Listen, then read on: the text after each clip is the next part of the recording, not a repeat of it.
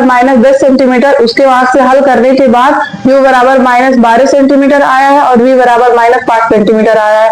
जो यह होता है त्रिज्या के आधी प्रतिबिंब बने।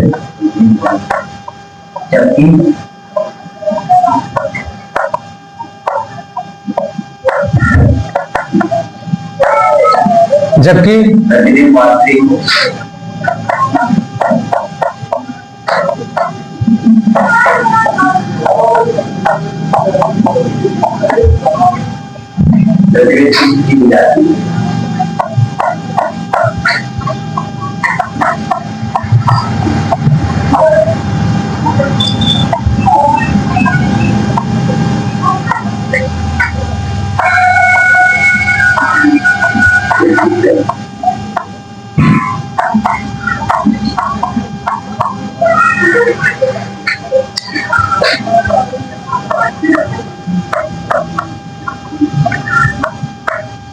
प्रश्न संख्या ये है, ये इंपॉर्टेंट कहने की जरूरत नहीं है क्योंकि ये आपके बोर्ड एग्जाम में 2025 में पूछा गया क्वेश्चन है। इसका मतलब ये है कि इसी टाइप से ही क्वेश्चंस पूछे जाएंगे। हो सकता है इसका डेटा बदल दे, हो सकता है इसका डेटा बदल दे, लेकिन प्रश्न आपको इस तरीके से देखने को मिलेंगे। इसका मतलब ये है कि यह प्रश्न अति महत्वपूर्ण प्रश्न है। ठीक है ना। अब देखिए, अगर बात करते हैं प्रश्न की बात करते हैं तो लिखा है एक 10 सेंटीमीटर फोकस दूरी वाले अवतल दर्पण से कितनी दूरी पर एक वस्तु रखी जाए ताकि उसका 5 गुना बड़ा प्रतिबिंब बने। 5 गुना की बात करें, 2 गुना की बात करता है तो ये हमेशा आवर्धन होता है। क्या होता है? आवर्धन होता है। प्रतिबिंब बने, जबकि प्रतिबिंब वास्तविक हो क्या, और यहाँ अवतल बोल दिया है, तब कहीं ना कहीं आप समझ चुके हो ये अवतल दर्पण की बात कर रहा है। चिन्ह परिपाटी के बारे में अगर आप पढ़े हुए हैं तो पोल से हमेशा बाईं ओर की जो दूरी होती है वो ऋणात्मक होती है, जबकि दाईं ओर की जो दूरी होती है वो धनात्मक होती है। बस में अगर हम बात करते हैं, यहां लिखा है जबकि प्रतिबिंब वास्तविक हो, अब प्रतिबिंब की स्थिति भी ज्ञात कीजिए। ये कहानी सबसे पहले आप आरेख तभी बना पाओगे जब आपको पूरी डेटा पता होगी। बस में इसका मतलब ये है, पहले हम प्रश्न को हल करेंगे, हल करने के बाद मुझे u पता रहेगा, मुझे v पता रहेगा, तब जाकर के उसी के अकॉर्डिंग हम अपना डायग्राम बनाएंगे। ठीक है ना, ये होना चाहिए। चलिए स्टार्ट करते हैं। अगर हम बात करते हैं यहां से हल करना है, यहां से तो प्रश्न को पढ़ा जाता है और जो इंफॉर्मेशन इसमें दिया है सबको पहले एक जगह लिख लिया जाता है। अगर आप प्रश्न को पढ़ रहे हैं, लिखा है एक 10 सेंटीमीटर फोकस दूरी वाले अवतल दर्पण की बात किया है, तो इसका मतलब अगर अवतल दर्पण है तो ये f की वैल्यू जो हो जाएगी माइनस का 10 सेंटीमीटर हो जाएगा। कितना हो जाएगा? 10 सेंटीमीटर हो जाएगा, क्योंकि यह अवतल दर्पण की बात है, क्योंकि यह अवतल दर्पण की बात है। तू सोचबा कि हमारा आवाज में आ जा तो तू तेज बोलबा, ये हमारा काम नहीं चलाला, गंदी बात बा। बात समझे? चला, अच्छी बात लिखा। तो यहां लिखा है एक 10 सेंटीमीटर फोकस दूरी वाले अवतल दर्पण की बात किया है। अगर अवतल दर्पण की बात किया है तभी फोकस दूरी कितना हो जाएगा? -10 सेंटीमीटर, -10 सेंटीमीटर। अब देखिए आगे पढ़ते हुए जाएंगे, उसका 5 गुना बड़ा प्रतिबिंब बनता है। 5 गुना, 2 गुना, 3 गुना, 4 गुना, अगर इस तरीके से बात करेगा वो हमेशा आवर्धन होता है। आवर्धन को किससे रिप्रेजेंट करते हैं? यम से। किससे? यम से। इसका मतलब ये है कि यम बराबर हो गया, ये यम बराबर सबसे पहले 5 सेंटीमीटर। पास में 5 सेंटीमीटर। अब देखिए अवतल दर्पण में जो आवर्धन होता है वो माइनस में होता है। क्या होता है? माइनस में होता है, इसलिए माइनस का 5 सेंटीमीटर। ठीक है ना। अब देखिए इसके बाद आपको कोई डेटा नहीं दिया है। अब इसी यम की हेल्प से आप v निकालोगे। इसी यम की सहायता से हो सकता हो आपको u निकालना पड़े किसी क्वेश्चन में, किसी में v निकालना पड़े। बात में तो तुरंत हम क्या करेंगे, यहां आवर्धन का फार्मूला लगाएंगे। आप जानते हैं कि आवर्धन का फार्मूला यम इक्वल क्या होता है? माइनस के v अपान क्या होता है? u होता है। बात में अगर हम v की बात करते हैं तो v होता है प्रतिबिंब, अगर u की बात करते हैं u होता है वस्तु। क्या होता है? वस्तु होता है। तो यम की वैल्यू यहां दिया -5, तो यहां हम लिख देंगे -5। इक्वल का। ये माइनस है तो माइनस, v की वैल्यू कुछ दिया है नहीं, u की वैल्यू कुछ दिया है नहीं दिया है, इसका मतलब u को एज इट इज कॉपी कर लेंगे। बात में है। अब देखिए इसका मल्टीप्लाई यहां हो जाएगा, तो अगर इसका मल्टीप्लाई यहां हो जाएगा, आप मैथ के स्टूडेंट से सबसे पहले माइनस को माइनस से कैंसिल कर देंगे, क्योंकि दोनों साइड है, क्योंकि दोनों साइड है। तो यहां से आपको मिल जाएगा, यहां से आपको मिल जाएगा, ये इधर चला आएगा, इसका मतलब 5u इक्वल का ये। यहां मुझे v की वैल्यू मिल गई कितना, 5u। कितना मिल गया, 5u मिल गया। दर्पण का फार्मूला लगाएंगे। दर्पण का फार्मूला होता है वो, हाँ क्या होता है,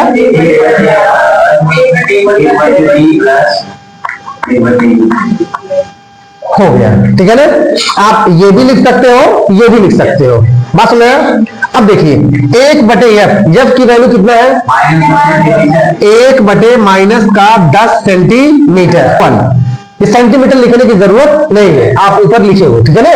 ये 1/v है, तो v की वैल्यू 5u प्लस ये u की वैल्यू कुछ है, अरे u है तो u रहेगा ना। अब देखिए अगर आपको भिन्न आता है तो आप देखेंगे माइनस का 10 हो जाएगा और इसका एलसीएम लेंगे तो 5u हो जाएगा। क्या हो जाएगा, 5u हो जाएगा। 5u से 5u में भाग देंगे, एक बार जाएगा, एक बार जाएगा, और एक का मल्टीप्लाई एक में करेंगे, क्या हो जाएगा, 1 हो जाएगा। अब प्लस अगर अब u से भाग करेंगे 5u में कितनी बार जाएगा, 5 बार जाएगा। आप 5 का गुणा अगर 1 में करेंगे तो 5 एकम में 5 हो जाएगा। यहां देख रहे हैं 1/- का 10 हो जाएगा, और यहाँ 5 कितना हो जाएगा, 6 कितना हो जाएगा, 5u हो जाएगा। बस में 5u हो गया। अब देखिए अब क्या करेंगे कि यहां क्रॉस मल्टीप्लाई करेंगे, इसका मल्टीप्लाई इसमें, इसका इसमें, तो यहां हो जाएगा 5u इक्वल, कैसे 5 का गुणा करेंगे 1 में तो 5 एकम में 5 हो गया, और इसका माइनस 10 का 6 में गुणा करेंगे तो 10 छक्का माइनस का 60 हो जाएगा। तो यहां से u इक्वल माइनस का 60 डिवाइड बाई कितना हो गया, 5 हो गया ना। यानी यहां से u की वैल्यू जो है वो कितना आ गया, माइनस का 12 सेंटीमीटर। ये मिल गया, ठीक है ना। अब आपको u मिल गया, अब आपको क्या निकालना है, बिंब निकालना है। बिंब की दूरी, किसका, बिंब का। तो ये है वस्तु की दूरी, किसका है, वस्तु की दूरी हो गया, ठीक है ना।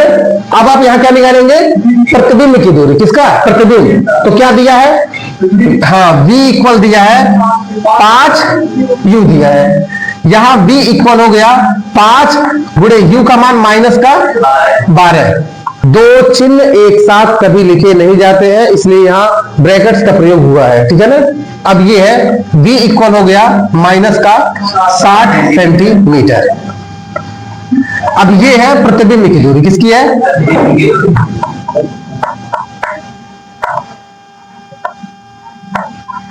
ये है प्रतिबिंब की दूरी। किसकी दूरी, प्रतिबिंब की दूरी है। अगर ये प्रतिबिंब की दूरी है, आपको पता है वस्तु की दूरी, आपको पता है प्रतिबिंब की दूरी, आपको पता है फोकस दूरी, इसका मतलब अब हम आरेख को आसानी से बना सकते हैं। अब हम आरेख को आसानी से बना सकते हैं, लेकिन थोड़ा सा फिर भी आपको कुछ एक्स्ट्रा चीज बता दे रहे हैं ताकि आपको आरेख बनाते समय कोई भी दिक्कत न हो, ठीक है ना। देखिए अगर हम बात करते हैं कि ये रहा एक अवतल दर्पण, क्या रहा, अवतल दर्पण रहा। अगर हम बात करते हैं इसके उभरे हुए तल पर पालिश किया जाता है और दबे हुए जो भाग होते हैं वहां से प्रकाश की किरणों का परावर्तन किया जाता है, इसे ही बोलते हैं अवतल दर्पण बोलते हैं। बात समझ आया। अब देखिए अगर बात समझ आया तो मुख्य अक्ष के समांतर चलने वाली प्रकाश की किरणें दर्पण से परावर्तन के पश्चात जो होता है वो मुख्य फोकस से गुजरती है। कहां से, मुख्य फोकस से गुजरती है। और ये रहा आपका पोल यानी ध्रुव, क्या है, ध्रुव है, क्या है, ध्रुव है। बात में यानी F से, ध्यान देना, F से और P के बीच की जो दूरी होती है रसगुल्ला, यही फोकस दूरी होती है। क्या होती है, ये बात आपको याद करना पड़ेगा, यही फोकस दूरी है। ये क्या है, फोकस दूरी है। अगर ये फोकस दूरी है, ध्यान देना, यहां से ये क्या है, ये C है, क्या है, C है। C मतलब क्या है, ये वक्रता केंद्र है, क्या है, ये वक्रता केंद्र है। क्या है? वक्रता केंद्र है। क्या है? वक्रता केंद्र है। ध्यान दीजिएगा, आपको पता होगा कि यहां F बराबर R/2 होता है, ठीक है ना। इसका मतलब जो त्रिज्या होती है, ये 2F के बराबर होती है। त्रिज्या क्या होती है? 2F के बराबर होती है। ये बात सबसे इंपॉर्टेंट बात है, खासकर डायग्राम बनाने के लिए। अगर आप डायग्राम बना रहे हैं तो ये आपको बहुत ज्यादा हेल्प करेगा कि वस्तु को कहां रखना है। यही सब डिसाइड करती है। यही डिसाइड करेगा कि वस्तु को अनंत पर रख दिया जाए, वस्तु को वक्रता केंद्र पर रखा जाए, वस्तु को फोकस और वक्रता केंद्र के बीच में रखा जाए, या वस्तु को फोकस में रखा जाए।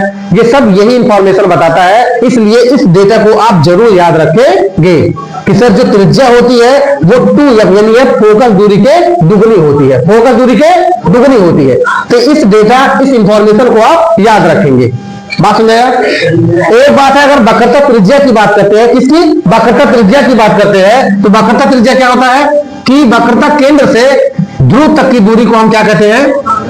वक्रता त्रिज्या बोलते हैं। इसे R से प्रदर्शित करते हैं।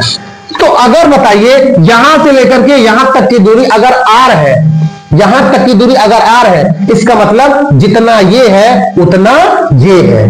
बात समझ आए? इसका मतलब जितनी दूरी ये है उतनी दूरी ये है। क्यों है? क्योंकि सर R जो होता है ये F के दुगना होता है। ये पूरी दूरी जो होती है इसी F के दुगनी होती है। इसका मतलब जितना ये है उतना ये है। पास में अगर ये 10 है, सोचिए अगर ये 10 है, फोकस दूरी अगर 10 है, तो 12 कहां होगा? तो 12 इसके बीच में होगा। 13 कहां होगा? इसके बीच में होगा। पास में अब 20 कहां होगा? वक्रता केंद्र हो जाएगा। कोई दिक्कत? 20 क्या हो जाएगा? ये हो जाएगा, वक्रता केंद्र हो जाएगा। इसका मतलब वही इसकी त्रिज्या हो जाएगी। बस में आइए अब ग्राफ बनाते हैं। सबसे पहले आप एक दर्पण बनाएंगे। क्या बनाएंगे? दर्पण बनाएंगे। तो हमने ये बना दिया अवतल दर्पण। क्या बना दिया? अवतल दर्पण बना दिया, ठीक है ना। क्या बना दिया? अवतल दर्पण बना दिया। अगर अवतल दर्पण बना दिया तो ये इसका क्या है? काल्पनिक रेखा है। क्या है? काल्पनिक रेखा है। क्या है? काल्पनिक रेखा है। प्रिंसिपल एक्सिस है। क्या है? प्रिंसिपल एक्सिस है। बस में अब देखिए, यहां जो इसका है ये पॉइंट क्या है? ये कैपिटल F है। क्या है? कैपिटल F है। क्या है? कैपिटल F है।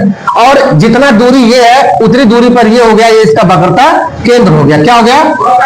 वक्रता केंद्र हो गया। अगर ये वक्रता केंद्र है प्यारे बच्चों, तो आपको पता हो गया है कि सर यहां से ये दूरी जो पूरा आप दिखा रहे हैं यही R है। क्या है? यही R है। सर ये जो पीला वाला ये आप जो दिखा रहे हैं ये इसका स्मॉल F है। क्या है? स्मॉल F है। इसका मतलब ये है कि यही दूरी जो स्मॉल F है यही दे दिया है किसके इक्वल? माइनस का 10 सेंटीमीटर। क्यों माइनस का 10 सेंटीमीटर आप लिख रहे हैं? क्योंकि ये अवतल दर्पण की बात हो रही है। इसका मतलब अगर अवतल दर्पण की बात हो रही है तो ये पोल से हमेशा बाईं ओर, पोल से हमेशा बाईं ओर। इसका मतलब वस्तु को कहां रखेंगे? बाईं ओर रखेंगे, ठीक है ना। तो ये फोकस दूरी आपको बता दिया है कि ये माइनस का 10 सेंटीमीटर है। माइनस में कितना है? 10 सेंटीमीटर है। कोई दिक्कत नहीं। अब देखिए, आपका देखिए वस्तु की दूरी क्या है? तो कहेंगे सर पोल से 12 सेंटीमीटर माइनस, इसका मतलब वो बाएं साइड रखा जाएगा। तो बताइए 12 सेंटीमीटर आ गया है तो वस्तु को कहां रखेंगे? जब 10 इतना है तो 12 इसी के बीच में आएगा। इसका मतलब मुझे यहां पता चल गया कि वस्तु को हम कहीं न कहीं वक्रता केंद्र और फोकस के बीच रखेंगे। कोई दिक्कत किसी को नहीं। इसका मतलब हमारा वस्तु यही कहीं रहेगा। कोई दिक्कत किसी को नहीं। इसी प्रश्न को हल करने के बाद हमने वस्तु को रख दिया वक्रता केंद्र और फोकस के बीच में। बात समझ आई? क्यों? क्योंकि वो 12 सेंटीमीटर आया है। 12 सेंटीमीटर अगर ये 10 है तो पूरा दूरी हो जाएगा 20। अब मुझे 12 मिलेगा इसी के बीच में। बात समझ आया? तो इसीलिए वस्तु को हमेशा रखेंगे, यहां रख देंगे हम वक्रता केंद्र और फोकस के बीच में। बस में अब देखिए मुख्य अक्ष के, अब यहां से प्रकाश की किरणें जब चलेंगी तो यहां से टकराने के बाद ये मुख्य फोकस से गुजर जाएंगी। गुजर गया कि नहीं गुजर गया? ये पहला स्टेप है। दूसरा स्टेप ये है, बिल्कुल सीधा कर दे, यानी यहां से प्रकाश की किरणें चली और दर्पण से जैसे टकराई वो परावर्तन के पश्चात इस तरीके से मूव हो चुकी है। ठीक है ना। और दूसरा केस क्या है? यहां से जब चलेगा तो ये आप स्केल से बनाओगे तो बिल्कुल आपका सीधा बनेगा। ठीक है ना। स्केल से आप बनाओगे तो ये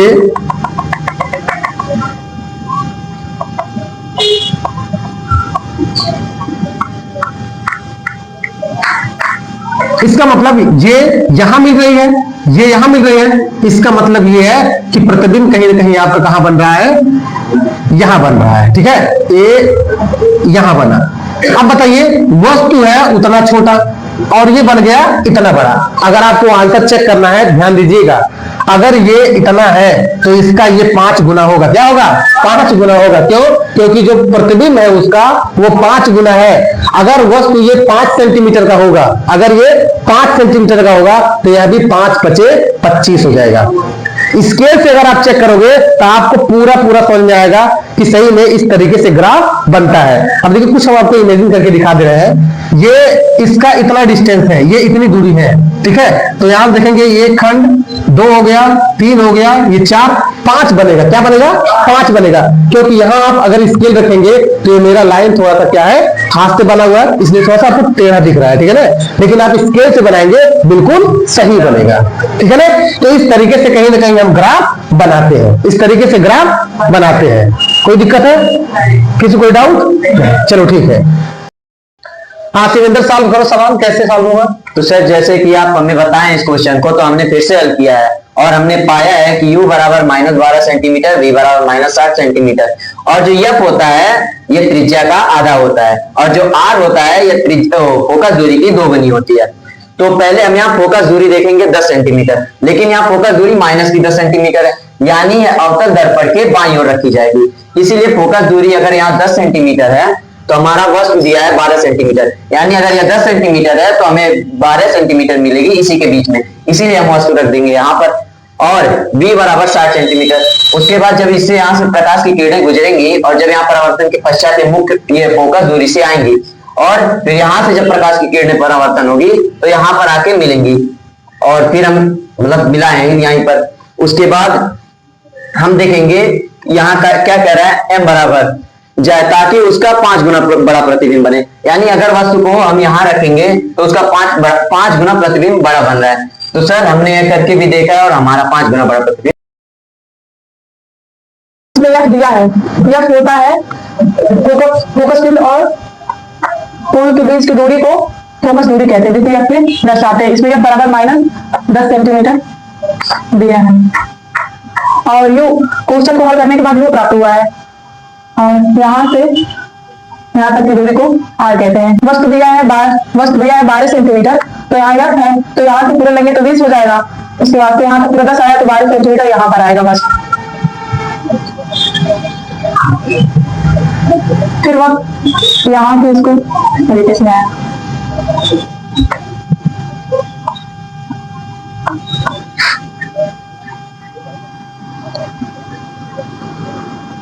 और क्वेश्चन में दिया था कि जो प्रतिबिंब होगा 5 गुना, तो इसका जो यहाँ आया है प्रतिबिंब -60 सेंटीमीटर बना है, यहाँ पर है।